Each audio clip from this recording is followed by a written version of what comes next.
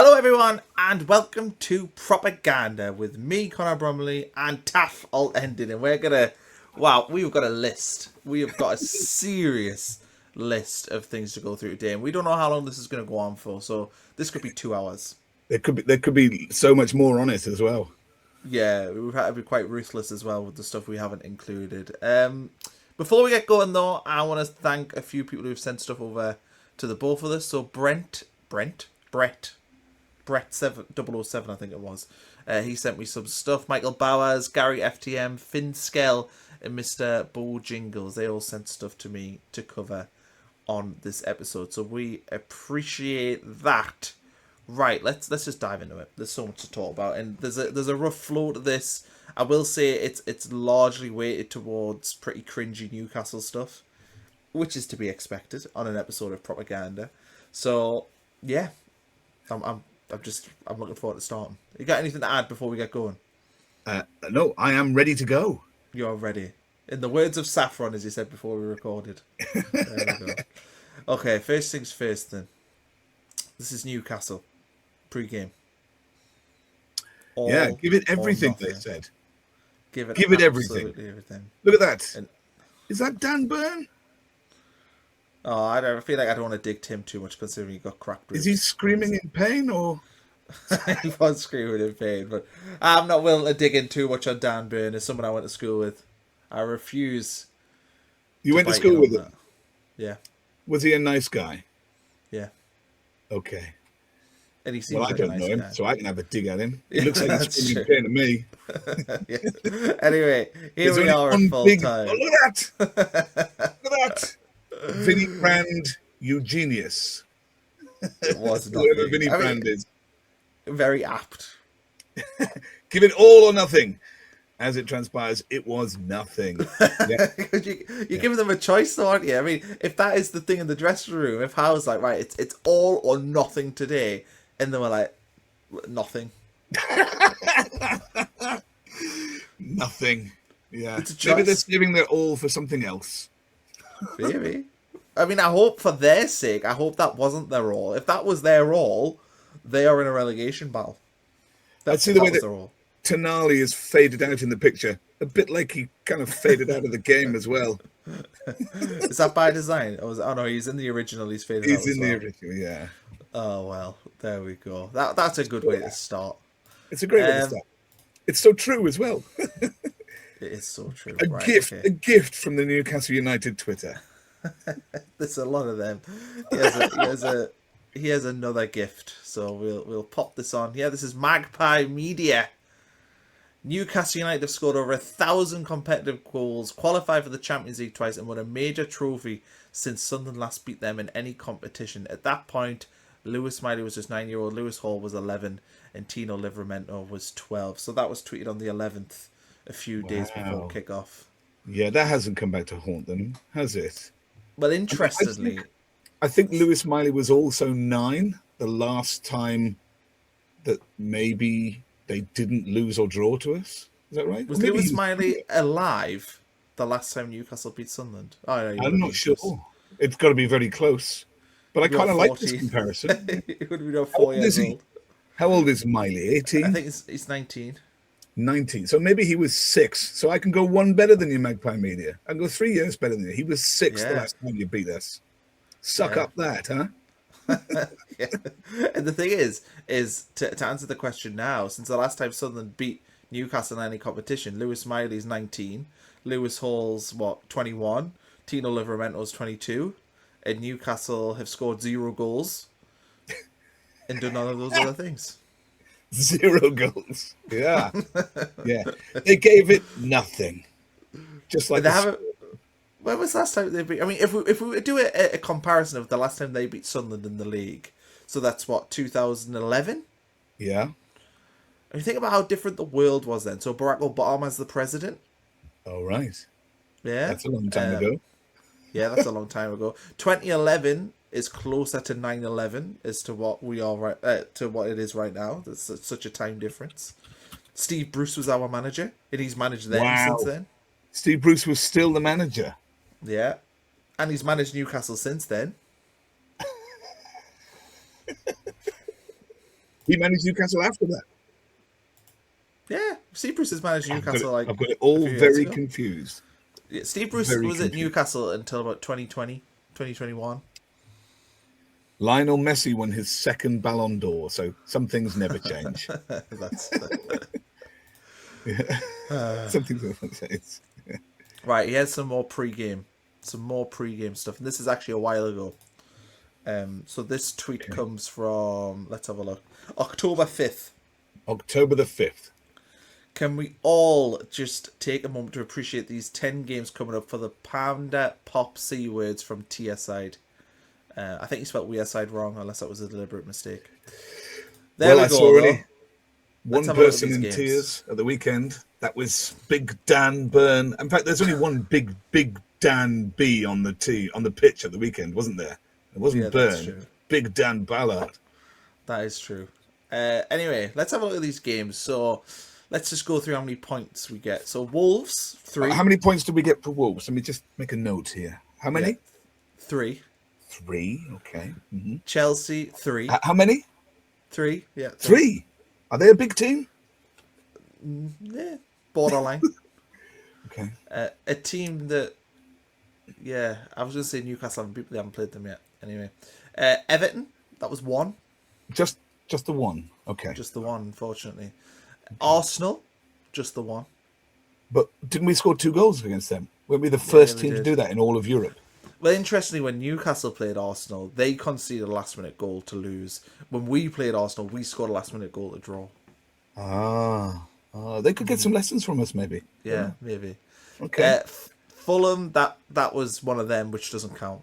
Oh, well, I'm glad because there's a lot of numbers to count up here. So I don't, You're a history teacher and a maths teacher. Bournemouth, that's a 3. Funnily enough, that one we were 2-0 down, and then won 3-2. So that's a. So 3. we get a point for every goal there. Amazing. Pretty much, yeah. We do. Liverpool. Now this one was a very difficult one, but we got a point. Didn't Should have won. more points. Yeah, Wow. 1. Man City didn't count because we were obviously preparing for the game this weekend. It's gone. And So we had got loads of people on yellow cards who. Yeah. Okay, fine. Nothing. Yeah. And then we've played. To be fair, I don't know if this one counts as a big one, but we still got 3 from Newcastle. But I know that they're not a great. I mean, they're a bottom half team in the Premier League. No, But I we mean did there get are 3. not many visitors who get anything at our stadium this season. So But that's judging another off that thing. list, so that's a another 3. We've still got And one then to go. Yeah, so that could be the telling one. To be fair, this might be what this guy was worrying about. Was this Brighton game? So, yeah. So how many was that overall? Because roughly a point per game's good. A point per game is good, is it? It's good. Yeah, that's good. Right. So we've played 9 of those 10. We have 15 points. So let's Well, just do if we some. beat Brighton, we're 2 per game. That would be very good. That's So promotion 15. form, isn't it? That's 6. Yeah, so it's 15, 6 above 9. That probably means we're doing okay. I think. 15 points in 9 games. That's incredible. So is he a Sunderland fan? This JGN Ultimate Fight Club 1. Who's JGN Ultimate Fight Club? Is he a Sunderland fan? No, I don't. Let's invest. Let's get in his profile. Let's just have a look. What if this was? That's a Oh. funny reference to a video. I think he might be Notts County. Actually, You think? I'm seeing a lot of black and white. Yeah. Grimsby? Maybe. Well, whatever it is, he has correctly pointed out a stonking run of form for us. He has. Yeah, not sure I had that marked down as a great run of form for us. 15 points in 9 games. And we played like 3 of the top 6 there, didn't we? Is it just 3? Or did we play more? Just the 3. Yeah, just the 3. Well, Yeah. It is what it is. And correct me if I'm wrong, but I believe that the visitors at the weekend have only won 1 away game all season. 10 away games. They've only won 1. And none of those include any of the top 6. Is that right? Sounds about right. Yeah. I wonder how they'll do. Not our problem at this point until March. No. Well, I mean, I don't know. Is it going to be 15 points, or will we get another 3 at the weekend? We've just won one. I don't want to be One greedy. would be okay. Yeah, we don't want to Yeah. ruffle too many feathers. Yeah, Well, one will who do. was that again? Thank you for pointing that out. JGN UFC. Friend of the show, I would say Must at this be. point. Yeah. Right, do you want to enjoy some Alan Shearer content? Oh, yes, please. Okay, let's. So this is the rest is football. Gary Lineker's show. There he is. Let's just enjoy 2 minutes. We'll just sit and listen. Apologies, Alan, but it has to be the time where Derby, and you seemed a little bit grumpy on the group chat earlier on. You okay? Are you over it? No, I wasn't. Newcastle were dreadful. They were rotten. And I was really shocked at how bad they were because, I mean, that is pathetic in any game, let alone in a Derby game. Seriously, you're going to play in the biggest game of the season at your rivals, and you've heard all the players all week. We know how much it means to the fans, and we're going to do this and we're going to do that. Well, lads, they did nothing. They were awful, honestly. And Eddie made some big calls in team-wise, and I thought Eddie got it wrong as well. His players who he picked didn't perform for him. Alanga was awful. Gordon was awful. Woltemade was awful. And they offered nothing in forward positions. Stop laughing, you two dickheads. Connor. You pair of... Oh, I wish I could say that word. I would call you that now. I mean, I just love you. I love that you care so much, Al. It's lovely. It's very refreshing. That's all. Oh, there was no desire. There was no energy. There was nothing. You go away to Sunderland, and who aren't a great team.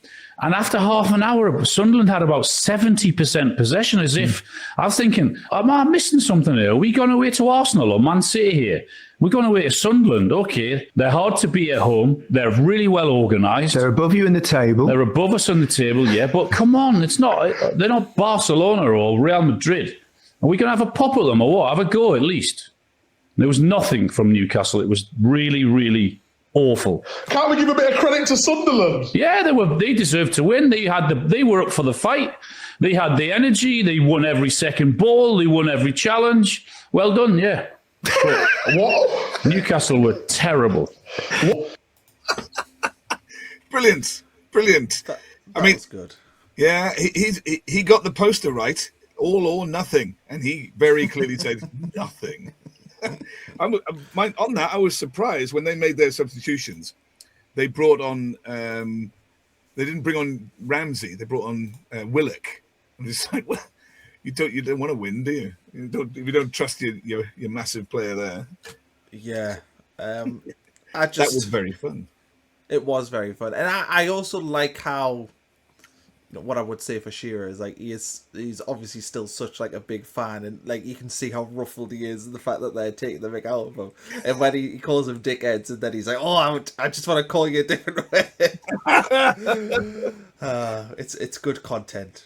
I like the fact that there is a footballer who cares about a team, so that's kind of fun, and he feels the same way all of the rest of those visitors feel. So. It's entertaining, yeah. But I like the way they were all laughing at him, and I like the way that they sort of said, "Well, we're not going to give Sunderland any credit." He was quite happy to give more credit because Newcastle offered nothing. They did offer nothing, to be fair. So let's see more. yeah, let's see more. Right, okay, we've got True Geordie here. So there we go. Oh, there's Conor McGilligan. I'll be watching that video later, no doubt. The Sunderland leading his title. He knows that if he puts Sunderland in a title, he gets thousands of clicks. Oh, he's not the only person whose major audience is Sunderland. Yeah, without being a Sunderland fan. Yeah. Right, anyway, this is True Geordie. So this is his show, The Kickoff, if you want to check it out. I would recommend, if you haven't seen this, or people who are watching haven't seen this, it is worth checking this one out. It is quite fun watching a rattled True Geordie. This is the one sent to me, so I'm going up to timestamps. He irritates the hell out of me. I can't bear it. Oh, I only ever watch his video when Sunderland beat Newcastle. Yeah. I'm not watching him other than that. It is not his drinking that offends me. It's his behaviour. He doesn't say that in the video. No, I know. It's a shame. Right, anyway, let's we'll watch this for a minute or so. next level. You look at Man City, you look at Arsenal, all of the top teams know how to keep the ball well. We do not know how to do that. All Eddie Howe knows how to do is press you high, win the ball high up the pitch, and then quickly in behind. And because we're not doing that anymore, we're not pressing. You look at the Sunderland. Sunderland aren't a good fucking. Do you know the saddest thing about today? The goal they scored wasn't even by them. They're fucking shite themselves. No, they're not shy. We've just they're not shy. They're shit, mate. No, they're shit. shit. That's Do you know what's sad? We're even worse. That's what the sad thing is. I need we're some even good worse, pushback from you. I know you've got a lot to lose. No.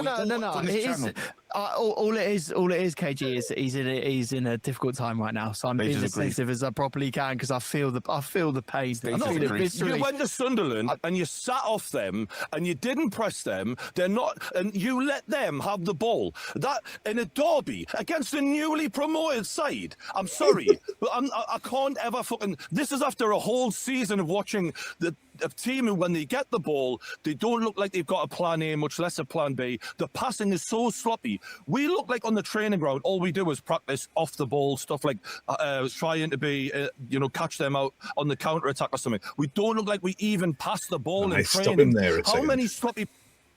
I think he's right. It might be interesting to see the very beginning of that clip because they wind him up. At the beginning, he's quite calm, and they wind him up for 9 minutes until he explodes like that.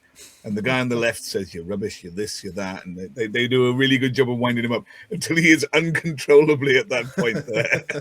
It's very, very funny. But I think he's right. They did come to the Stadium of Light and offer nothing. So, but I also think he's right about Eddie Howe.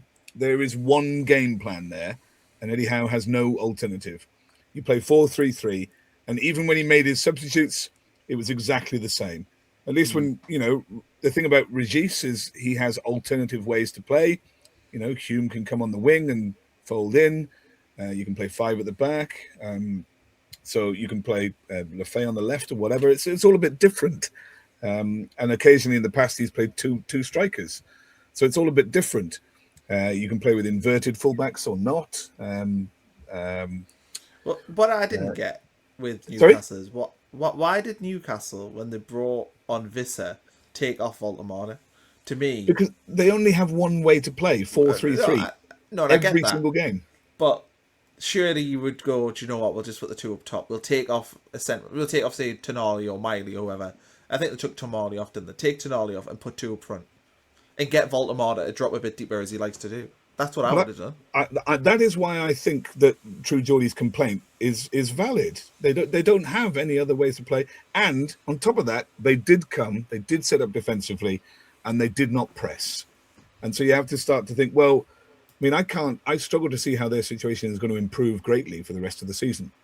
And that's a joy for me. Thank you very much. But he's right. And I get why he's annoyed. They spent a whole heap of money on players that don't fit. They've got these wingers with no one to put the ball to in Woltemade because he's a different player. And there's no appreciation of I have a slightly different squad now and I need to play very differently. There's no knowledge of how to play differently. Like I say, the only other team in the league that plays 4-3-3 is Wolves, and they looked a better side when they came to us.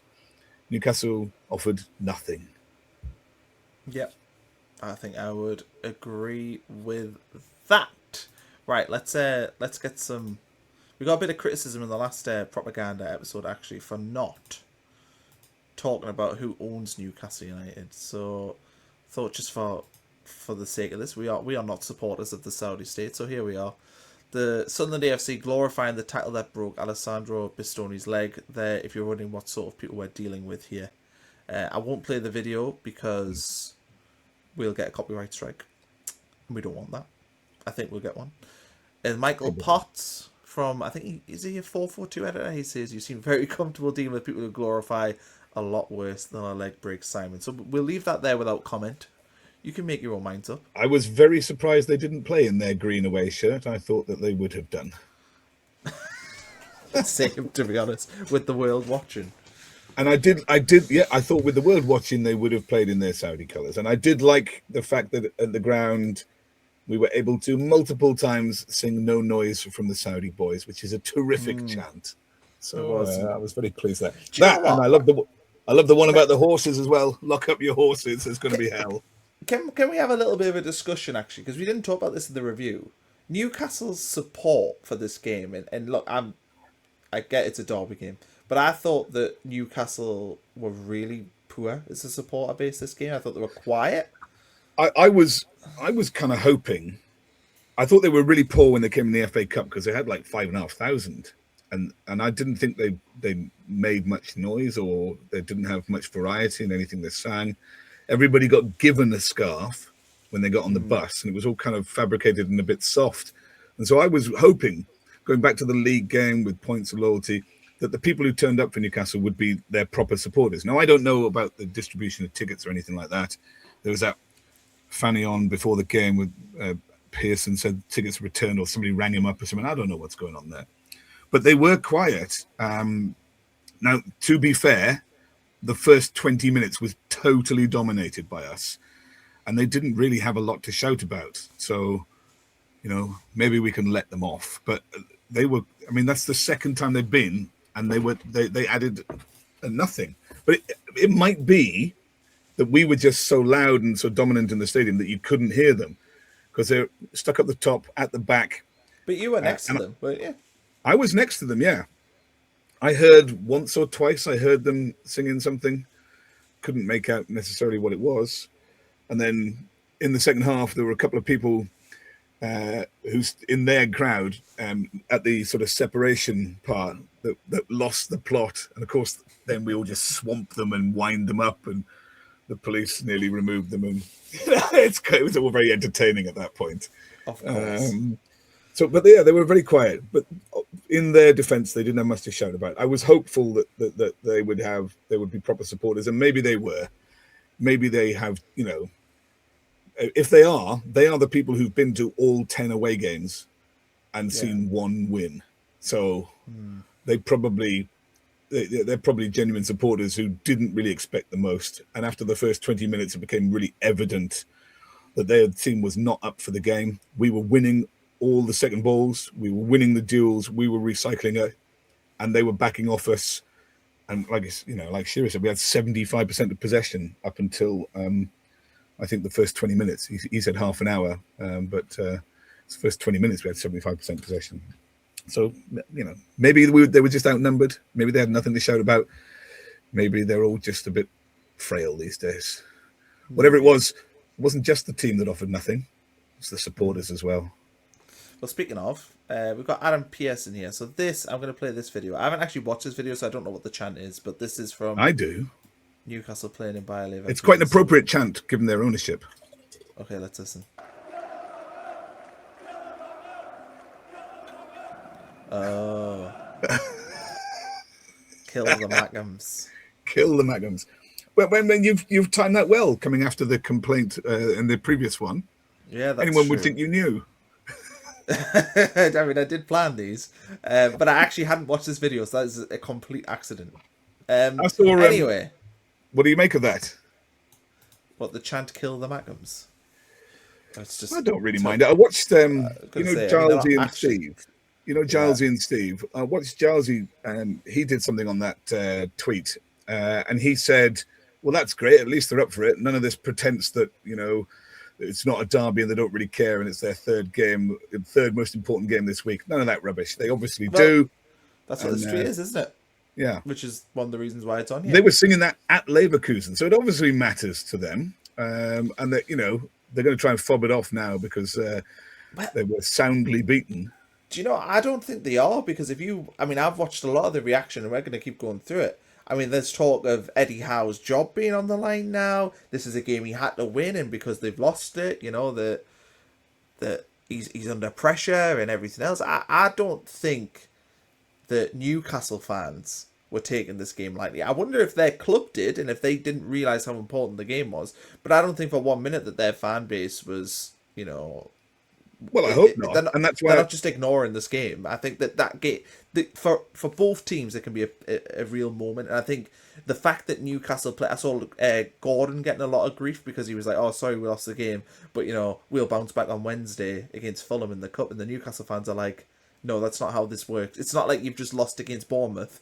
You've lost against your rival and you've been absolutely honkingly bad. They were terrible. Yeah. I mean, So- it was nice to see this from the crowd. That made me hopeful that they would bring some good support. It didn't happen.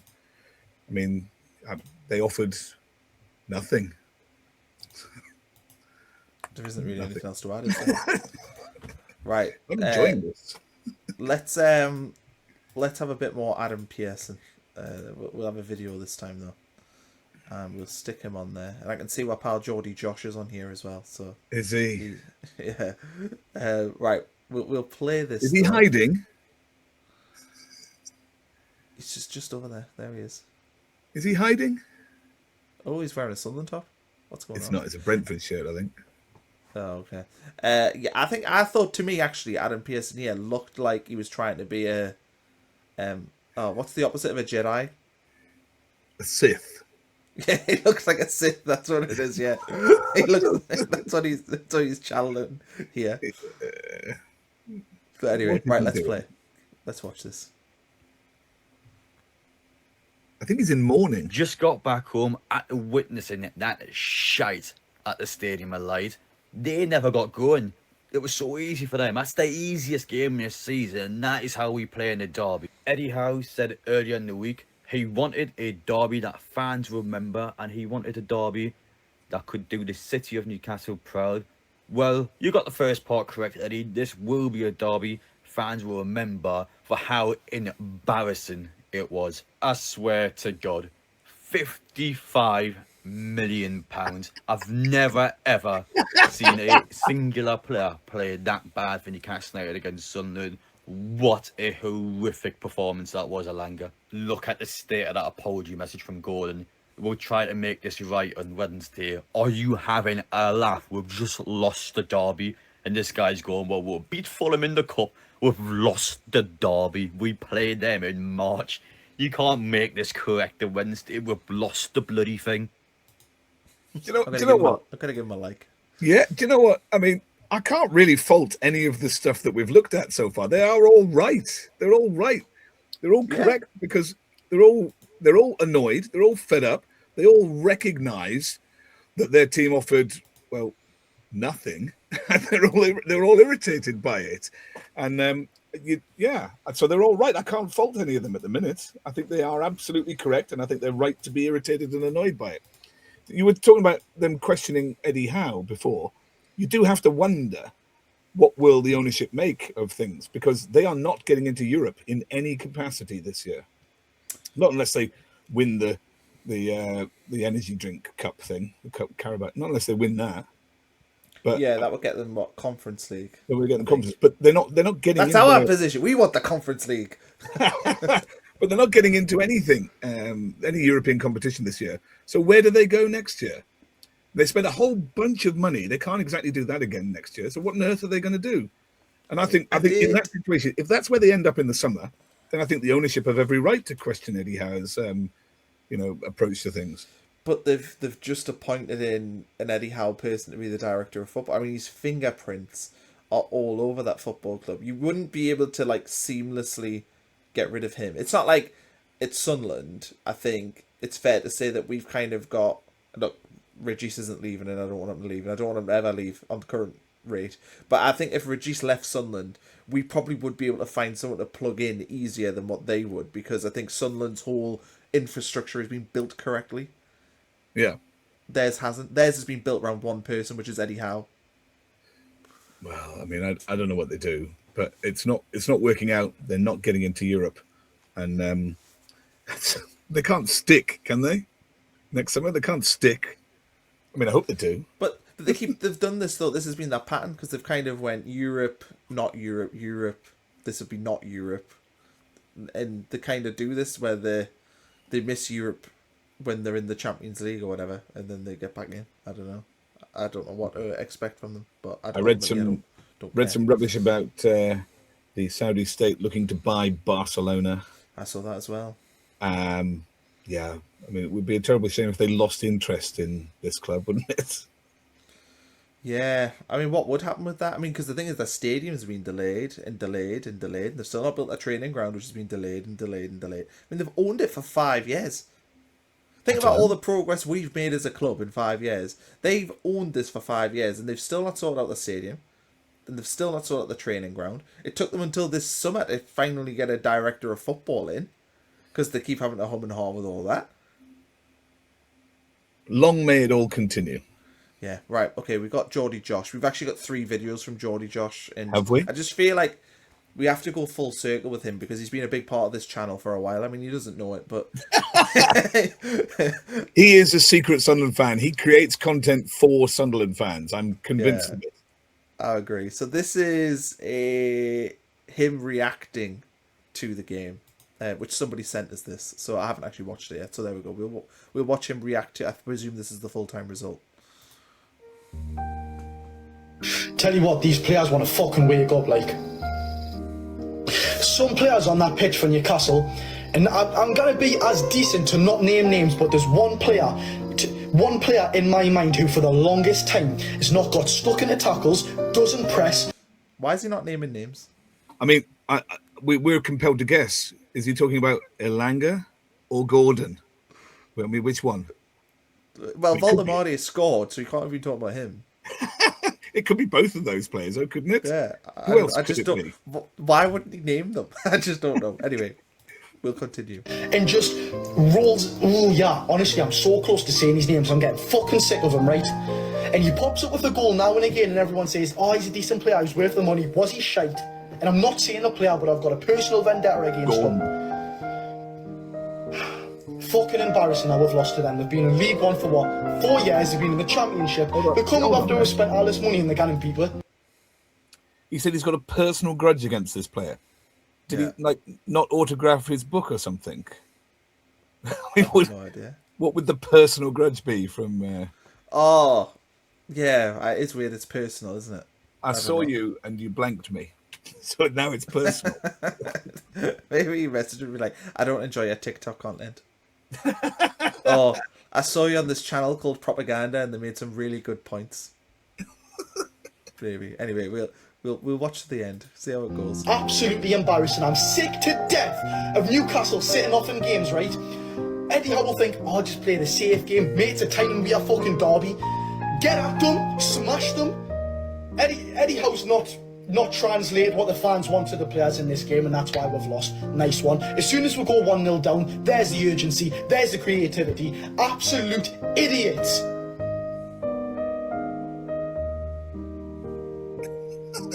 Fucking embarrassing. I'm gonna make some noise. Oh, yeah.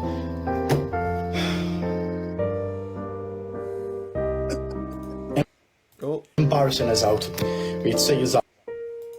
No. You'll be back. You know where your audience lies, Geordie Josh. You know, you'll be back. But there's another one. There's another one calling out Eddie Howe saying, "You don't know how to do anything different."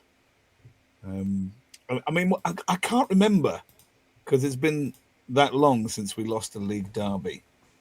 I can't remember how I feel about a manager that, gets it really wrong. I mean, losing is okay.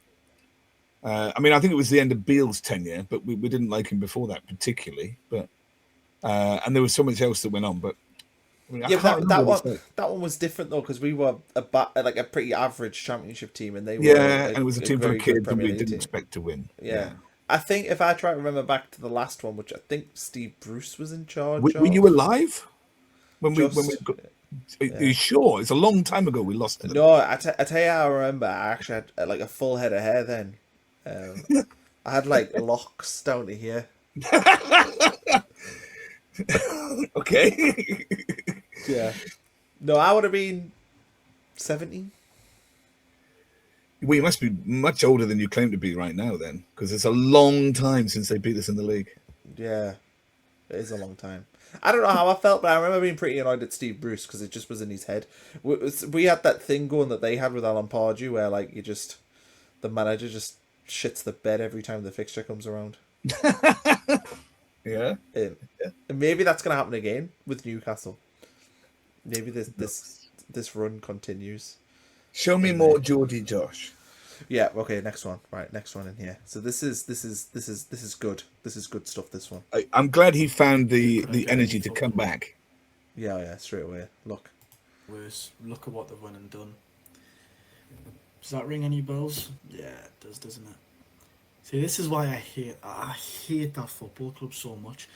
They say everything that Newcastle do is cringy, and then they go and copy it. Oh, Newcastle with the war flags and the banners and the stadium displays, it's cringy. Then they do it against us. This was cringy. Then they do it against us. Look at the social media ad. I don't know if you can see it on the video, but it says FTM. If you're a Newcastle or Sunderland fan, probably even a fan of no club, you probably know what that means. I mean, I've seen the signs. it's I've seen annoying the when signs we around are the that stadium. world, and they have been. Follow the Mackems, I believe, as well. Yeah, there's signs all up around the stadium. So if people aren't sure, I mean, that's what it means. Follow the Mackems. Well, like, what am I saying? Yeah, man.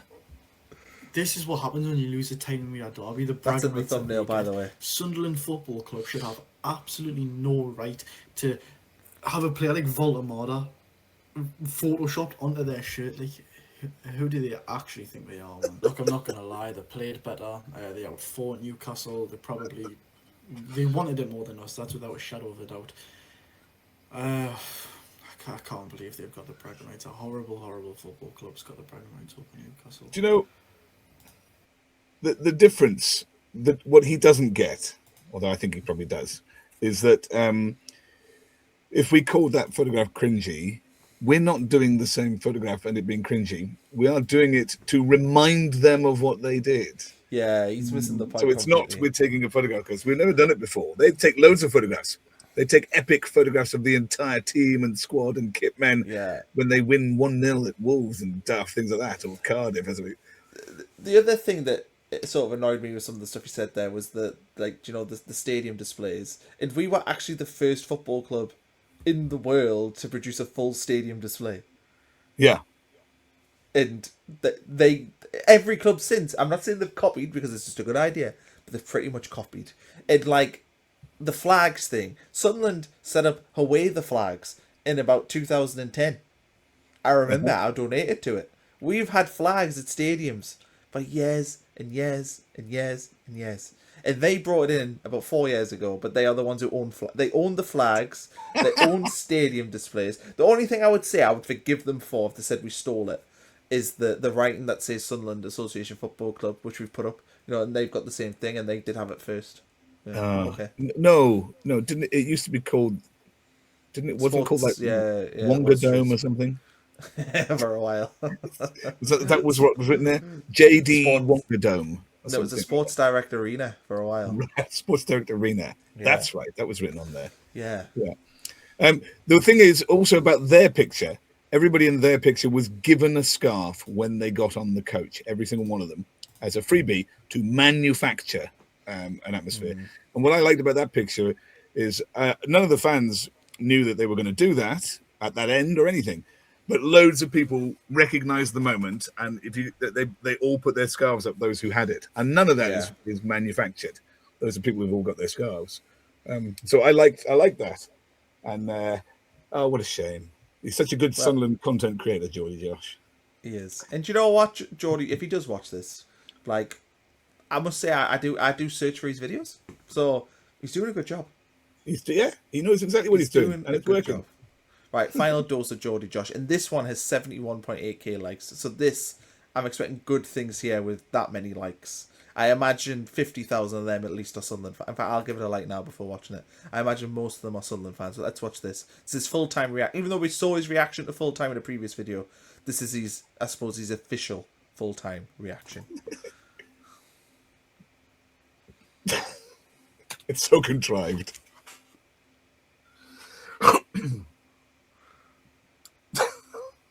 It's a cracking header. Oh, there's no audio. Oops. Sorry bastard of an individual that put on an... Let's rewind it. To every single sorry bastard of an individual that put on a Newcastle United shirt today. Maybe it's him and a few other Newcastle players that actually tried... He's going to cry. I'm absolutely No, he's raging, not. and I'm sick to death of the piss weak mentality at this football club. Eddie Howe, I'm looking at you again. How many times this season has a football team went 1-0 up against us, or we've went 1-0 up against them, and we've tried to defend it? What did we do in that Sunderland match? We went 5 in midfield when it was 0-0 from kick-off. Why would you not attack the game? Yes, both teams have got so much to lose, but why?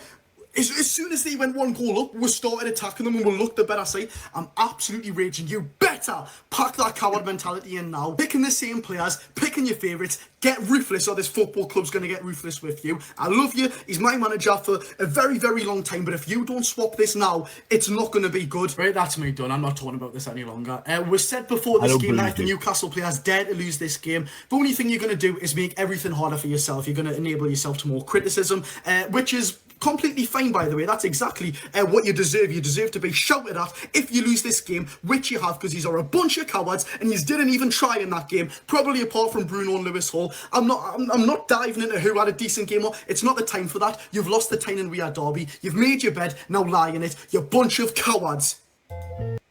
Well, I mean, he's got a lot right there, I have to say. And he does ask some pertinent questions. Why are you playing 5 in midfield? Why do you bring on Willock instead of Ramsey? Why don't you go 2 up top when you're losing the game with 20 minutes to go? Yeah, I mean, I thought he was honestly gonna. I thought he was gonna bubble, to be honest. Yeah. Go on, Geordie Josh. Get him telt. Cowards is it's a really strong sort of word to use. Well, they didn't win the duels, did they? They didn't win the second balls. I would say cowards is like when we went to St James's and won 3-0 under Poyet. Newcastle were cowardly that day. I mean, there were 3 exceptional goals that we couldn't repeat on any other day, I would suggest. No, are you talking about the DeCanio one with the 3 on? Oh, yeah, goal? sorry. Oh, no, the Poyet was the Barini penalty, yes, the Colback goal, and he who shall not be named scored. But yeah, we just took the piss out of them in that game. And I don't think we took the piss out of them in the last game. Right. Let's have a look at this. So this went viral in the week, didn't it? It's sort of like, I think it's old originally though, isn't it? Yeah, I think it's a really old thing. But yeah, let's watch this anyway. It's really funny. I must say I did enjoy watching this earlier, but we'll watch it again. Yeah. Beat Newcastle 3-0 in Newcastle. You remember that game when DeCanio did the knee slide? The Geordies went nuts. I was in Newcastle and the Geordies smashed up their own town. I did a gig at the Stand Cup. It's amazing. I come out, I saw, this is international news. There were running battles on my left, people smashing up the town on my right. I had friends calling me from Syria saying, Omid, get out of Newcastle now. It's a war zone. I'm watching now, get out while you can. Do you remember there was a bloke who punched a police horse in the face? Did you see that? He punched a police and he justified it on YouTube because, the horse was coming at us. It was self-defense as far as I'm concerned. And he was wearing a mask as well, he's worried the horse might recognize him in a lineup. Who punched you? Very good. I've forgotten about that. I haven't seen that for years. They smashed up all their phone boxes, didn't they? And I did like that chant, lock up your horses, it's going to be hell. I saw a little Twitter picture of some kid. Someone took a picture of their kid with a horse's mask on. And a policeman going, protection. Somebody tweeted that today. The kid. Very good. God. No, I really enjoyed it. It was the Syrian. It's a war zone. Get out! It's a war zone, Ahmed. Nothing changes. There's still trouble in Syria, and Newcastle are still losing to us. Yeah, that is true. That is true. Nothing ever changes. Yeah. Right. Oh, it's a bit like their team. They offered nothing. Nothing at all. Let's have a look here at a nice quote from our former manager. So this is Roy Keane.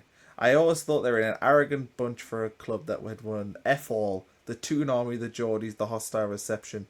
I never fell for any of that crap. There we go.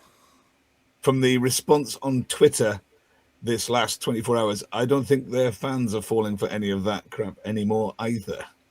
No. Because they spent all week, like Shearer as well said it, they spent all week saying, it's going to be great, it's going to be hard, it's going to be tough. And actually, they didn't offer, well, they offered nothing. So. Nothing. I love this, by the way. This really tickled me. He's just been strung by the Mukiele. It made us laugh so much because you were calling him ukulele at the start of the season. Yeah, or was it Mukulele? You either called him ukulele or you either called him ukulele, but you definitely were calling him something ukulele. Something that's not his name. Yeah. I shall just call him Boss from now on because he was top draw at the weekend. He was top draw. He bullied them like the rest of our team, but he was quite visibly all over them, shouting at them, pushing them, calling them weak. It's great. I only wish I was closer to the pitch to hear what he was saying to them sometimes. We've got a former Sunlun player here, Lee Clark, who's wearing another unfortunate T-shirt. He's known for wearing them, so there he is wearing another one. So he's got a nice T-shirt on there. I don't actually know who is it on there. Is it Voltemade? It's Voltemade, yeah. Saint Nick. Saint Nick, yeah. It's very appropriate. It's funny, isn't it? Because he scored the winning goal, didn't he? He did, yeah. He's got a red and white hat on his head. So clearly an inside man. Yeah, he knows what he's doing. He's heading that ball in with his red and white head. And Lee Clark, I mean, the irony, given his history for wearing T-shirts. So, that's rather pretty to see, actually. Yeah. Well done, Lee. You've stiffed another team with a T-shirt. Good lad. I actually saw today, I was scrolling Facebook, and you know the tailored ads you get? In the tailor ad I got, I shit you not, was a Nick Woltemade Christmas jumper. And I was in like... Sunderland gear? No, I think it was like a full Newcastle. It's obviously because I've been watching Newcastle content because of the game and what we're doing here. And I was like, should I buy one of them for Christmas Day for my brother-in-law who's a mag? Should I buy it and wear it? Aren't you going out later this week with lots of people you grew up with? The problem with it is that if Voltemade at some point scores in the derby, there will be a picture of me wearing the jumper. And it is black and white. These are the risks you have to take in order to stuff it to them.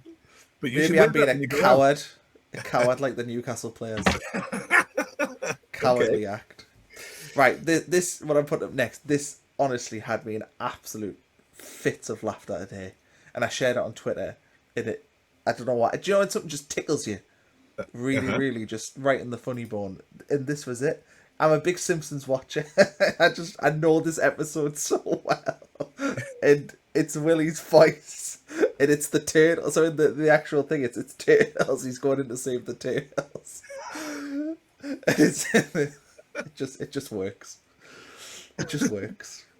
Yeah, the only problem I have with it is, I mean, we did beat them up, we did injure them, but we're a lot bigger than them turtles. Save me from the wee Mackham team. I remember I don't know where you did, but you pulled another reference to the Simpsons out. I know you love the Simpsons.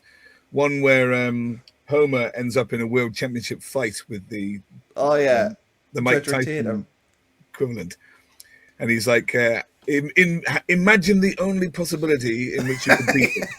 Yes, it was. I can't remember what game it was or why I came up with it. Was it for playing Arsenal or Man City? Must have been playing Arsenal. He said, imagine the one team, the one way that you could win the game. And Homer drifts into a dream, and it's the bell goes, and the Mike Tyson character has a heart attack. Dies on the canvas. And Homer said that's the only way that you can imagine winning. Maybe we need to come up with a Simpsons podcast on the side. Maybe that's what we need to do. Right, let's look at this one here. This is the pitch, and NUFC Murph. To every single Newcastle fan that was happy to see Sunderland come up because you missed the derby, hope you're happy because with this now you've got your derby with a mind the gap. Very good of Murph, who I know is quite a good wind-up merchant for the visitors. It's very good of him to post this picture far and wide. Well done, sir. But like I said before, it's all of the people in the background who didn't know that this would happen, or even at their end. So many of them have got scarves and they've held them up because they were there, they remember, and it isn't manufactured like theirs was. So that's what I really like about it. The thing is like, I think I never thought about it, but then when we did it, I was like, do you know what? That's absolutely what we should have done. And I know Xhaka had said post-game they wouldn't do it at St. James's Park because it's disrespectful. But what they did was very disrespectful when they won here in the FA Cup. Yeah. It was so disrespectful. And I don't think I think I was so downtrodden because of where we were as a football club at the time that I just sort of thought Sunderland were a joke, everything that happened behind the scenes. I hadn't thought about the disrespect, and I imagine that Ballard and Dan Neil and Patterson, all the other players that were there at the time, must have been like really annoyed at that, because I feel like that's something in football that you don't do. You don't go to somebody's backyard and take the piss like that. But it's a really good sign. It's a really good sign that has rankled with them for some time, and that they remembered it and they wanted to do it. I mean, that shows, how embedded they are. Did you see that? I think it was James Copley had put that they'd told all the staff who were upstairs 10 minutes before the end of the game to come down because they were going to take this picture. Oh, well, when did they do that? With 10 minutes to go, when they knew they were going to win or something? That's what I mean. With 10 minutes to the end of the game, they told the staff to start coming downstairs because the performance analysis and stuff are in the top tier. They told them to get downstairs because they were going to take this picture. Brilliant. They knew they were going to win at that point. Yeah. There's only one thing missing from this photo. Jason Tyndall. That's the only thing. Photoshop him in, being really sad. I think we should Photoshop him in. Just somewhere there. Yeah. Somewhere there we can fit him in, I'm sure. That would be marvellous if somebody could do that. Someone who's very easy to hate. Interesting. This is Charlie Bennett, a student that I once taught back in the day. So there we are, Charlie. He's doing well for himself, working as a journalist.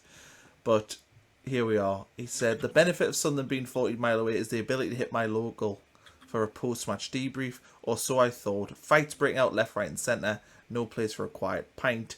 Never tell me that Bayer Leverkusen or Fulham matter more. Newcastle simply must win the next one. They've been saying that for 15 years. They've got to win the next one. Yes, and that wasn't the only pub they had a fight in either. So No, is he talking about the wasn't. Peregrine? Something like that. It's I've pub got in no Denton. idea. Yeah. No idea. Yeah, no, and I dare say there's that video floating around of that fight in the George Washington Hotel, isn't there? Yeah, which we did. I didn't know whether or not to include it, but I decided against including it just because, I don't know, YouTube might have been. Well, I'm sure people have seen it, but it's also been picked up by the national media. I mean, not that they have a reputation for fighting amongst themselves when they lose, but at least it wasn't the horses this year. That is true. Yeah. And here's just a nice little one here. An own goal separating a shite championship side with a side with no bite or fight. A bit of Newcastle. But we're not in the fan. championship. No, we're not. So they've got it wrong. This one also, Kings of the North. I like that. And where are they? Visitors. The visitors. What did you make of that on the scoreboard? That housery. Do you know what? I really liked it. And I think did that it's too. the sort of thing that I think it's this kind of thing that's a harmless thing to do on a derby. You know what I mean? I liked it. But Yeah, I thought it was really what good. about them? Do they do the same thing now? Because it would be just such obvious copying. Not that there's a problem with that, but do they do the same thing? Or do they pretend to be above it or try and do something different? I think they pretend to be above it. Well, that's fine. I'm quite happy to label them as visitors forevermore. It's interesting. I listened to Howay the podcast, which is Rope Reports, and they had Scott Wilson on, and he covers all the Northeast teams, and he'd said that Newcastle's approach to this game was to do what they did for the Carabao Cup final, which was to treat it like any other game. So they didn't have a post-match press conference. I didn't even realise that, but they didn't have one. And they didn't put much on social media about the game or anything. They were just trying to put it into insignificance. And he was like, it obviously has cost them in the end because Sunderland was so well prepared for the game and everyone was up for it, and Newcastle were flat. And I thought that was quite interesting that obviously he'd said that, and he obviously covers both clubs, that was something that sort of worked against them. Yeah, I mean, they did offer nothing. So, yeah, Nothing. I mean, they surely cannot make that mistake again. They clearly underestimated the game, and all of the response of the Newcastle fans that we've seen, I think, has been absolutely correct in terms of what they expect. Yeah, and we've still got a lot more to go, to be fair. We've still got a lot of content to get through. Let's look. I really enjoyed this. This was a good one. So Lee Ryder is Nick Woltemade warning to Sunderland as Newcastle star relishes first taste of Derby, and here it is. Newcastle United forward Nick Woltemade says he does not need to be told the significance of the Wear Town Derby, and has warned Sunderland he feels he can score any time in a game, even after half time, in his own net.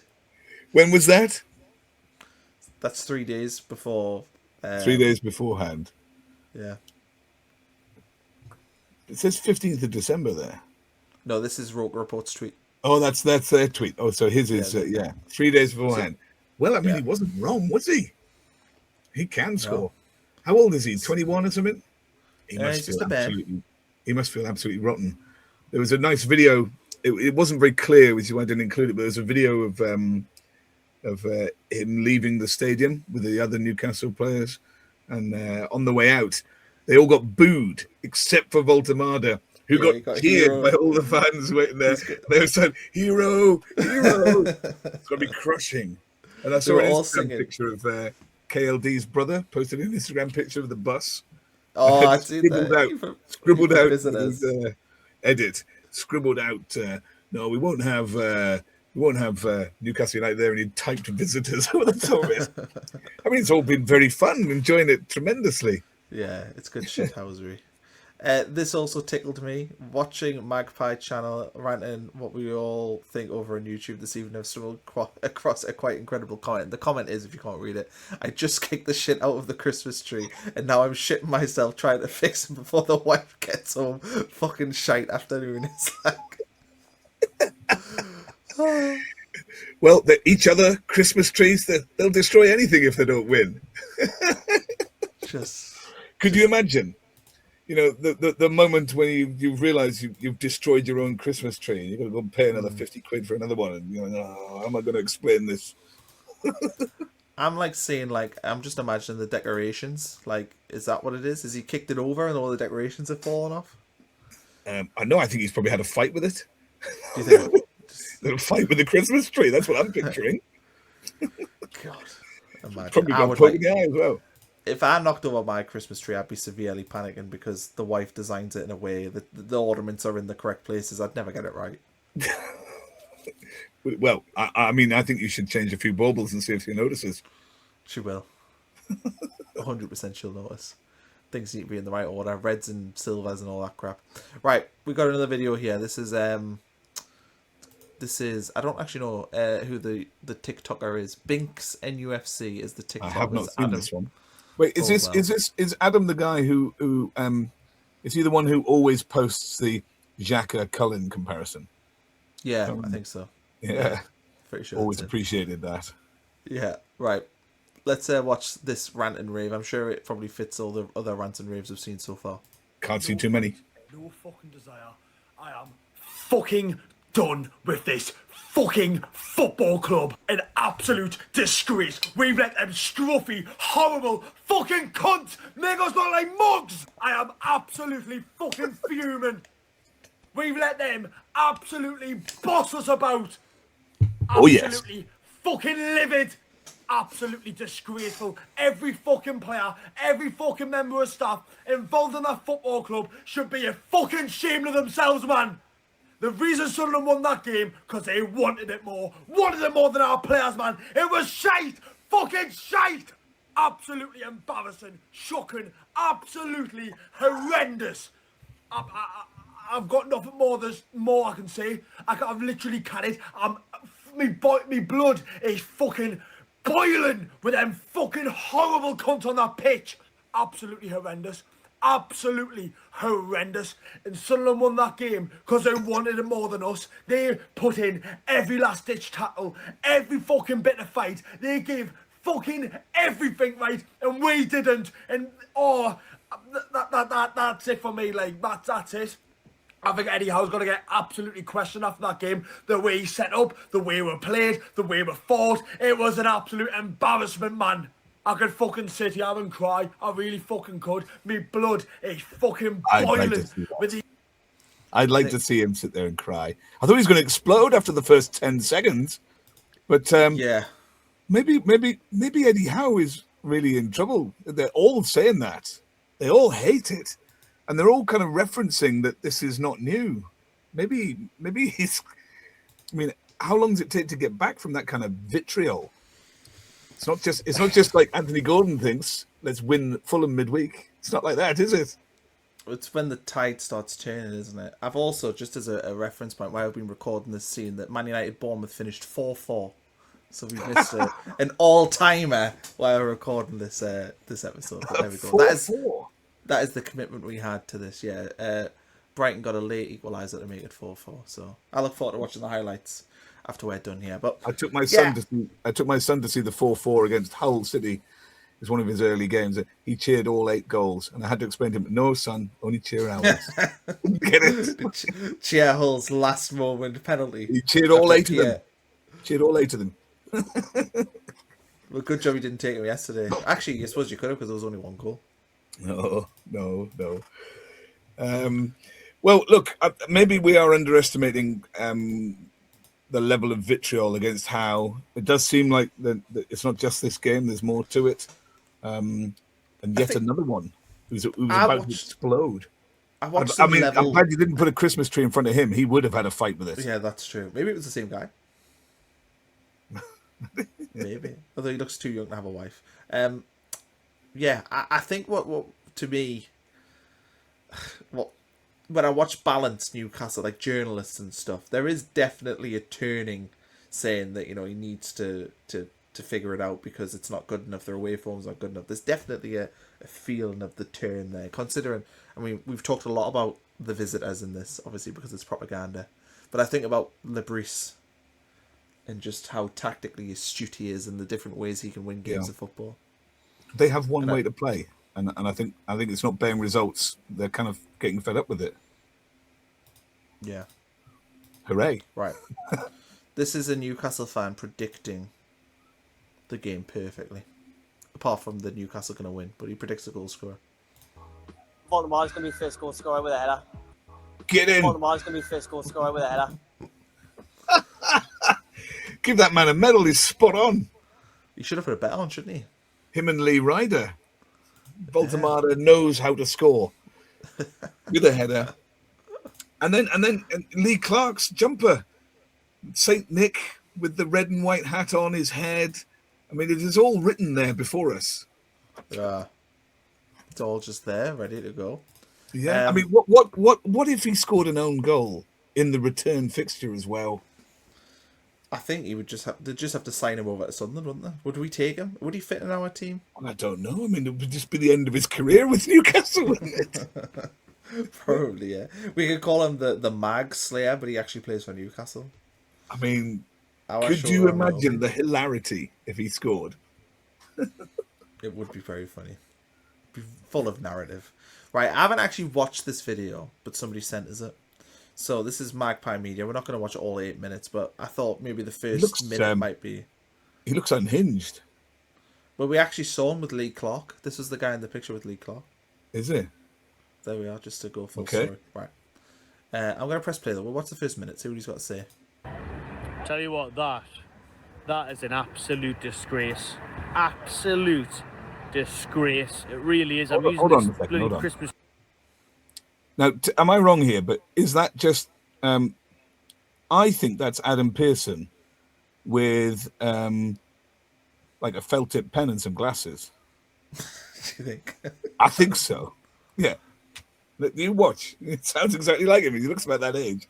What I liked is that he's called the video "absolute disgrace" and then he says it like 3 times in the first 10 seconds. Wow. Send these guys the Macam Dictionary. I could do with some new words. Is my late. And they have ruined Christmas for me now. The Macans have ruined Christmas. Eddie Howe's ruined Christmas. Eddie Howe is to blame for this one. The Metal's going behind me. Everything's crap. They've ruined it. They've absolutely ruined it. They've effed it. I can't believe it. I can't believe how bad that was. Always about to get animated there. What I was thinking there is, we've ruined his Christmas. Do you think he's going to be there on Christmas Day? And, I don't know, his mother or his wife or his girlfriend or his boyfriend or whoever else is going to be like, here's your Christmas dinner. And he's just going to be like, them bloody mackin' bastards ruining my Christmas day. I cannot enjoy a turkey in peace. Don't you dare give me anything that's red. I'm not having cranberries or pigs in blanket or anything. Tomatoes. All I can think about is that advert that propped up for the St. Nick t-shirt, that jumper. Is that like, because sometimes when you click on those links, you go to websites and it tells you how many of them have been sold. 7,400 of these have been sold. I just wonder how many of them have been sold, because none of them are wearing them ever again this Christmas. No, there's going to be some happy charity shops, isn't there? And there might even be some grannies who've yet to give that to their grandson. That is true. Christmas and they morning. would be oblivious as to not doing that. I want to just play like this little bit here because it sounds like he's going to get very animated. You've effed it. I can't believe it. I can't believe how bad that was. How are we that shame? Oh my god. Trying not to scratch me on eyeballs out there. Aye. Magnus 1, Newcastle 0. In arguably the worst game of football ever. The worst dog. There we go. I don't think we're going to get much more than that there, but I enjoyed that random bit of rage he had in there. That is definitely Adam P. With a Sharpie and some glasses. We'll have to find out. See if they've ever been in the same room together. Right, what else we've got against here? Oh, okay, so I've got a tweet here. We're heading towards the end now, I think. So here we are. We can't lose to that man. Look at the state of it. And that's the team they lost to. Where are we? Oh, I haven't shared it. That's why. There it is. There we are. There we are. Yeah, so, I mean, let's just look at this here and just look at... So we've got international goalkeeper, international left-back, international centre-back, international centre-back, international full-back. I think Mukiele's played for France, hasn't he? Xhaka has played like a million games for Switzerland. International captain. Yeah, Lefay is not an international. Siddiqui is, Traore is, Brobby is, and Talbi is. So we've got 10 internationals there. We have another international captain on the bench who came on. Yeah. And we've got injured internationals. Yeah. Well, I mean, what kind of team do they think they have? I mean, on paper, a more expensive one, but that's it. I don't know why after the start of the season, like as a fan of any club, you would look at this team and think it's bad.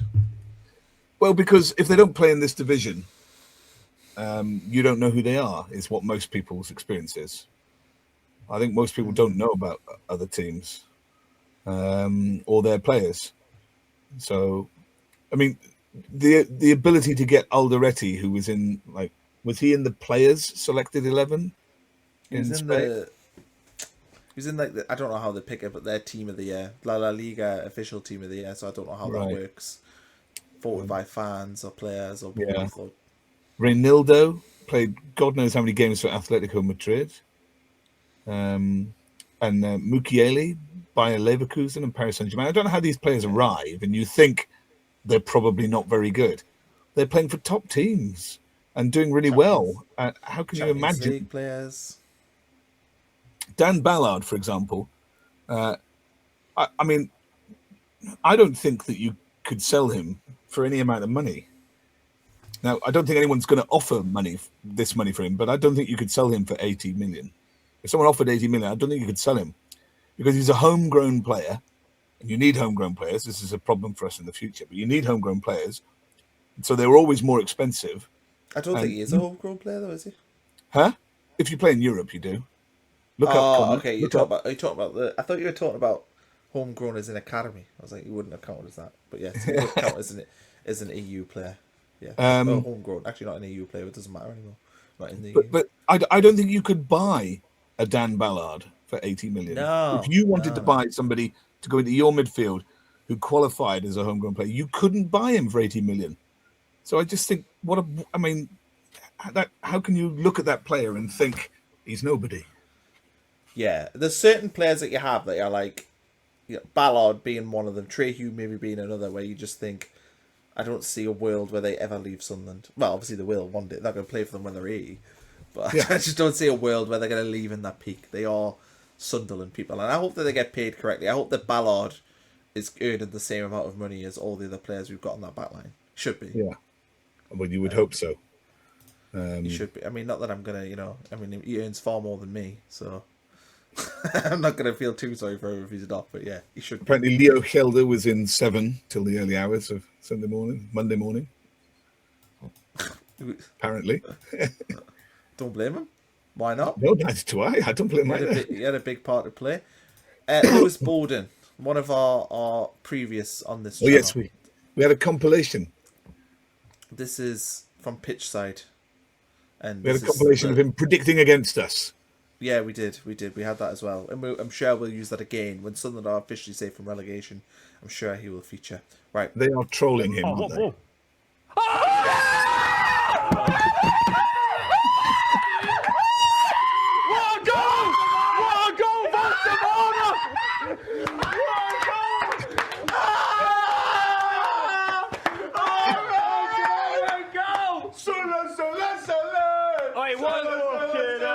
Fucking hell. Baltimore their own goal. What a fucking header that was, by the way.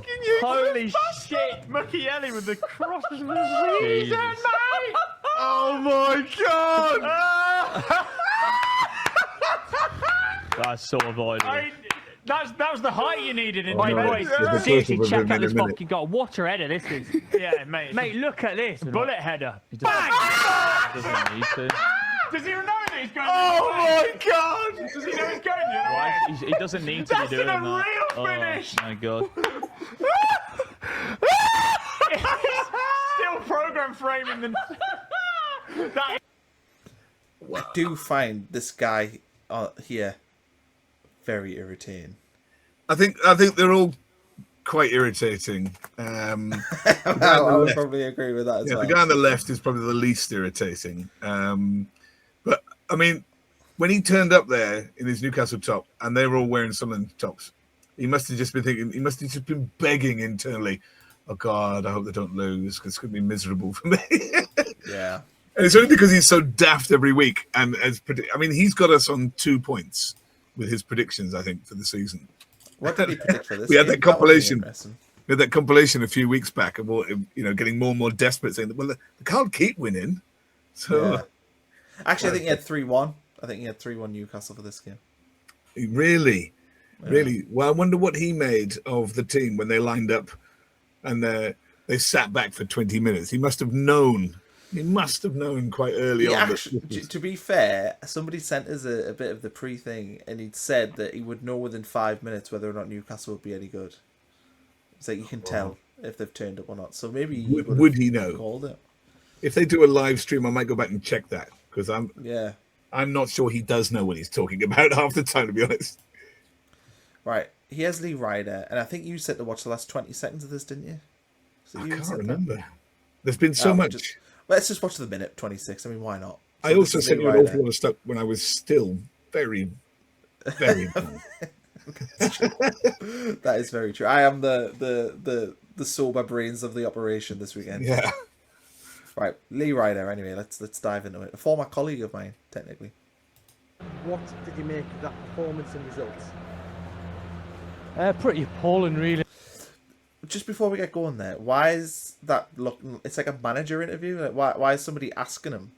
So he's like, Eddie Howe, what did you make of that performance and that result? But he's the reporter, isn't he? Yeah, I know. So who's asking him questions? That's what I mean. It's weird. I don't know. Anyway. I'm not going to stand here and say, there was positives to take from the game because there wasn't. I think Newcastle needed to, from the first. Even his first answer there was very manager talk, wasn't it? I'm not going to sit here, stand here and tell you that there's positives to take. That is exactly what a manager would say after a game. I'm not going to give you a spin.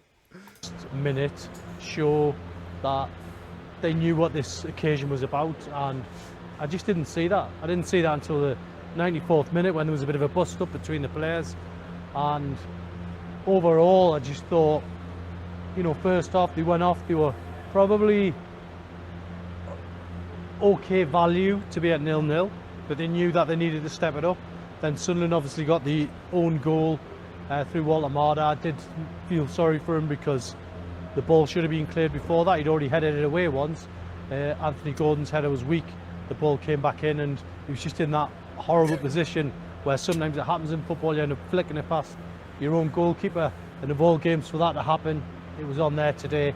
And then Newcastle after that, they needed to respond, didn't show it, made loads of changes. None of the changes made the difference that was needed, and you know, the game ended up being a very poor display in the end. And you know, Eddie Howe apologised in his press conference, but I think the players probably need to look at themselves after that one, because that was absolutely shocking. I mean, he performed some astonishing mental gymnastics there to blame Anthony Gordon for Woltemade's own goal. That was what he did. He's cleared the ball already. He shouldn't be having to do that. In fact, it was Anthony Gordon's weak header that is the problem here. That's why there's an own goal scored by Woltemade. It's amazing. The mental gymnastics. You know, did they close down the cross as well? Could you maybe sided a bit of blame on Lewis Hall, maybe?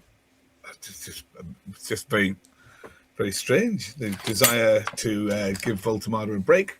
It's just an accident. Yeah, fine, but it doesn't mean you have to then find somebody else to blame for it. Well, speaking of the goal, he has a Nordy. Yeah, I think I'm in love with him. Do you think? He was so good. Is it like me with Alderete? Huh? And you with Alderete? Well, Alderete did try and give the ball away a lot. I was going to say, he actually had a very poor game, didn't he? Yeah. Well, it was certainly poor first half. I don't think this man bossed it, though. And I cannot wait for the second round of the derby this year. That would be tremendous. Because I think our players will be up for it again. And we're very tight going away from home, except with Man City being the exception, I think. We'll go there though, and we'll have a plan. I've got all the faith. Look, I'm not saying we'll win it. I'm not saying we'll draw it, but we will go there and have a good account of ourselves.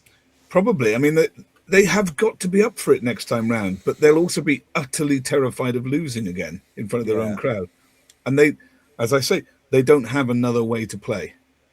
And between now and then, I'm not sure what they're going to do. In fact, I haven't even checked the fixture list about how congested it might be. Oh, isn't there something about when the game will be? Isn't it at a funny time that might have to be moved? Or, well, if they get the Carabao Cup final, then it'll potentially be a midweek game. All right. So, but hopefully that doesn't happen. Well, we'll see. Dom Shaw from the Northern Echo. NUFC paid £124 million for Nick Woltemade and Anthony Elanga in the summer. For around $10 million more, Sunlun signed Robin Roofs, Nordi Mukiele, Omar Alderete, Renildo, Granit Xhaka, Noah Sadiki, Enzo Lafay, Bertrand Traore, Jemson Talby, and Brian Robbie. Wow. And then, look at this top comment. Expecting a banger here, Dom, ? Donut. And to be fair to Dom, this is a banger. 6.1k likes, I've just liked it there. 297,000 views. I think Dom did his job here really well. NUFC have no edge, that's for sure. Not in this conversation. I mean, he's digging out Woltemade and Elanga there, isn't he? But if only they had been able to sign the director of football that they were chasing in the summer. What was his name? Fab somebody? Dan Ashworth? No, it wasn't. He'd been there and he left them, didn't he, Dan Ashworth? Yeah. So, good. There was some like Frenchman. Yeah. It was maybe Roma. Huh? Yeah, there was some fellow like that. They were trying to get as their sporting director. Nobody's in the comments shouting at us being, "It's Gasolfi! Why? You idiots!" We've done that a couple of times where we pretended to be stupid. I just hope nobody falls for it. Well, I mean, I'd be pleased they're listening here at an hour and 20 minutes. But there's just so much propaganda. If they had a proper director of operations, they might have sporting director. They might have done better in the transfer market instead of buying the wrong attacker, who's still a good player. Yeah. Speaking of transfer business, we've got an interesting bit here from. I'm not going to watch the clip because I don't really want to. But Jamie Carragher essentially and I've not shared it again because I'm an idiot.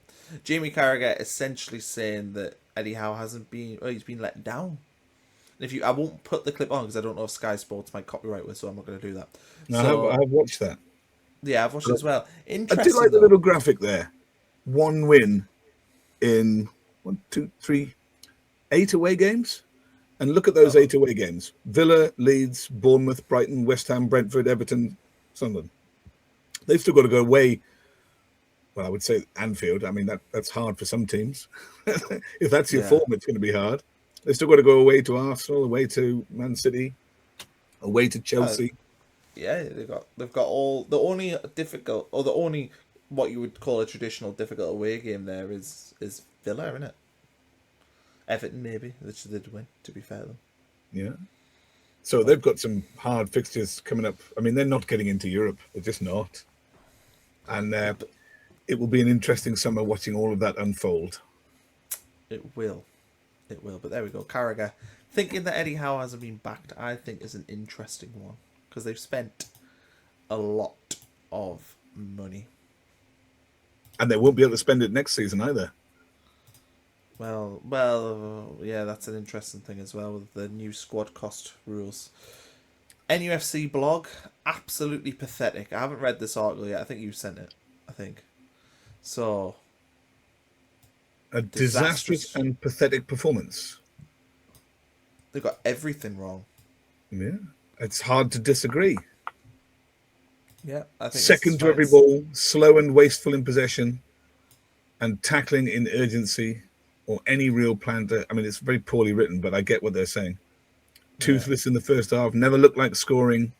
I mean, it's all true. Yeah, I can't fault their accuracy here. I think we've seen, to be fair, in a lot of our propaganda that Newcastle fans are just so angry that they didn't lay a glove. They are. But do you remember that ridiculous Chelsea match report that the official club line put out? Yeah, I remember that.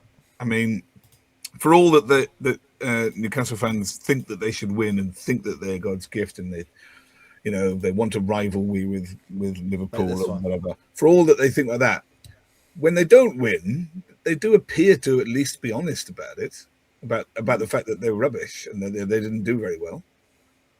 Oh, this man. Chops. Do you know that in the derby when he was put clear and deliberately fluffed that chance? Do you think? Do you not think? Is this the one at St James's where he went to pass it to Jones? Yeah. That shot was open all day, and I think that he deliberately does that. But what if Jones, because the pass wasn't that far away? What if Jones scores? Also, take that shot every remember time. In the home game that season, Chopra did hit the ball, so he clearly didn't mind scoring. I mean, I know it's different at St James's Park. I don't know. I'm not willing. Although we never played him again, wasn't that his last game for Sunderland? Yeah, I think it was so obvious that day that he was like, I think Keane must have torn strips off. Frazier. Was it? It was appalling. I am convinced. I mean, it's been a long time since I watched it back, but I'm convinced he missed that on purpose. But very nice to see him. Very nice to see him proved wrong there. The Premier League have uploaded highlights to every single Premier League game on the website, which is like a new thing they've done. Of all time. So I can go and watch that miss.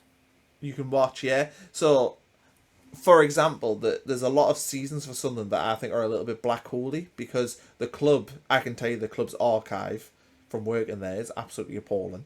They don't have one. Well, they will now because they'll have years of build-up. They don't have one. The Premier League have put on stuff. So I was watching the other day our 2-0 win against Tottenham in 02-03, a game that I was at but have never seen the highlights for. Well, I probably did at the time, but never seen it since. But yeah, every single game they've got highlights on. It's literally came on last week, and it's free. Fantastic. So if you ever want to if you're ever bored one day, put a link in the description. Then other people can go and have a look at Chopra's goal and see if they agree with me or not. That's true. That is true. Right. This is the Toon review that I'm going to share here. This was an interesting one. I watched this one this afternoon. Hold on. Because Let me see who it is before you start. Can I ask before you begin here? Have we at last found a reasonable? I mean, he's not a child like all the other ones, but is he a reasonable content creator for Newcastle? We've been searching for some. Got no magazines. Got no content creation so far. I would say he's very honest. We'll see when we watch it. And he's very Sunderland deserve to win. Well, they all are, to be fair. Yeah. He's also pretty strong Eddie Howe out as well. Anyway, we'll watch. At the Stadium of Light after Newcastle serve up a gutless, spineless, chicken shit performance that you're ever going to want to see in a derby. It was absolutely garbage. We didn't show anything on that field tonight until we made a couple of substitutions. We changed the wingers and we gave it a little bit. But we did not test that Sunderland goalkeeper once today, and that is embarrassing. Look, listen, Sunderland didn't offer a lot up front either. And they won the game with a piece of luck from a terrible header from Woltemade. But what they did do was deserve it because of the fight they showed today. Newcastle United was spineless. Sunderland wanted it more. And when you want it more, the luck will go for you. I have nothing good to say about that performance. And if anybody does, then you have seriously got problems. Your blinkers are bigger than ever. There we go. Wow. Go watch that. It's worth a watch. It's 9 minutes and 24 seconds that I think you would really, really enjoy. I presume he has to go at Eddie Howe as well. Oh yeah, yeah. Wow. I mean, that is straight up. But again, I think he's right, isn't he? Yeah, again, I think it's. Do you think they just did it backfire in that they were not really prepared, or was it just that the intensity of the event they were just shocked by? I mean, was it Howe's fault about how they set up, or were they just like overawed by the whole thing? But it's there were some inexplicable mistakes. It's a manager's job, though, to make sure everyone's. But those wingers were appalling. They looked terrified. They played balls off the end of the pitch, Kevin Kilbane style. I think, though, if for me in a derby game, right, if that was Sunderland playing and we were that bad, I think that to really put a rocket up the arse, I would have made a couple of changes in the first half. I would have certainly took Alanga off and went, no, this isn't good enough. And I think that would have given Newcastle a real rocket. But he didn't. He sat on them until 60-odd minutes. And then he replaced him with Willock. Yeah. Wow. I mean, Eddie Howe really is in the mix here, isn't he? Oh, he's bang in trouble. He is bang in trouble. Right, this is the last thing. Wait. Done. This is Hellboy, isn't it? It does kind of look like it, to be fair. I never noticed that before. No, this is Lee Lawler, I think his name is. Somebody who I've met once. We were doing a content thing with Middlesbrough Fan TV about 10 years ago. Is he a sensible Newcastle content creator? Yeah, he is. Yeah. All right, they exist then. Yeah, he's very sensible and he's a nice guy. So there we go. But anyway, I thought I would share it. He's got a pretty good assessment. He's actually on the Wayne Rooney podcast with a guy from Roker Report, and he's pretty honest in his assessment there as well. But we'll play the first sort of minute from this. I'm just down around the corner from the Stadium of Light. It might go dark in patches, and the police have let me through because obviously I've got my car a mile away. Angry? No, not yet. I might feel that later. Look, I know the Mackems online, I gotta come for win, what have you. This is what we do as a fans channel, do you know what I mean? We'll face it, win, lose, whatever it is. Mostly losing. We got beat, you know what it is. And I think I'm not even angry yet, I'm more disappointed, deflated with it, because I think Sunderland wanted it more, and fair play to Sunderland. As much as I don't want to give credit, I think you have to. I think they wanted it much more than Newcastle, the heart and the desire. Look, if that was played on ability, Newcastle would win. But if football isn't just about ability, the passion, the heart, the desire, everything was for Sunderland. And I know people might say, well, it's close, it was only a mad own goal by, I think it was Woltemade. It was a hell of a finish, to be fair. But Newcastle didn't stomach anything going forward. So There we are. It goes on, but you get the picture. That daft old defence again. Got a good team on paper, you know. If it was played on ability, it was. And your lads bottled it utterly. Imagine how boring football would be if it was played on paper. Yeah, just ridiculous. I have to post or share the. I'll do it in the description. The Brian's gun. The Twitter on page. paper link, because that's the only defence that any of them appear to have got. Although to his credit, he does say we wanted it more, but it's just such an awful argument to say on paper we're the more able side. No, you weren't. Nothing about any of their performances showed any better ability. And I think if people haven't already, they should watch the review, because there's umpteen statistics and bits of evidence about where players taking and who's doing what that show no, on ability they lost. At least the fella before that did concede. Yeah, we got lucky because we made our luck, because we're probing down that right hand side an awful lot. Well, if you are still with us an hour and a half in, you've lasted pretty much a full game of football. So let us know in the comments if you lasted until the end. I'd be interested to know if people have sat through this big, long, huge episode of propaganda that we've been really looking forward to recording. We've been collating links and screenshots and everything else for the last sort of week in the build-up of the game, and then obviously post-game. And it's been good. And I think as Sunderland fans, we've got to revel in this. We've got to really enjoy these, because you never know when you'll win a derby again. You'll never know when you'll be steady on. 6th or 7th in the Premier League. No, okay. They don't know when they're going to win a derby, but it's quite true. frequent for us, you know. That is true. Yeah, that is very true. Well, they're now at 10 games in the Premier League without a win against us.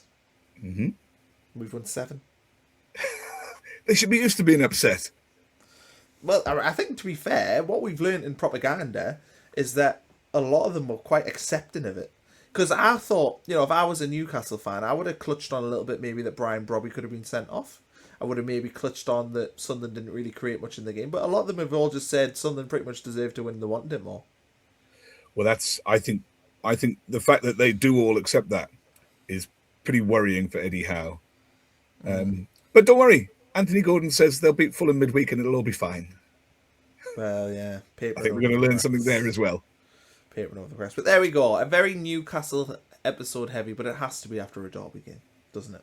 We can't exactly film a propaganda and not include Newcastle when it's a derby one. So maybe we'll stay off Newcastle for a couple of weeks after this, unless something particularly hubris happens.